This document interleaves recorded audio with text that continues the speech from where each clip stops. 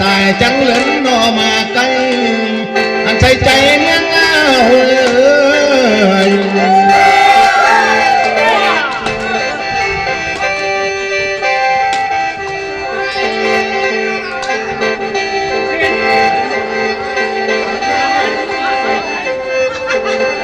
ทำไม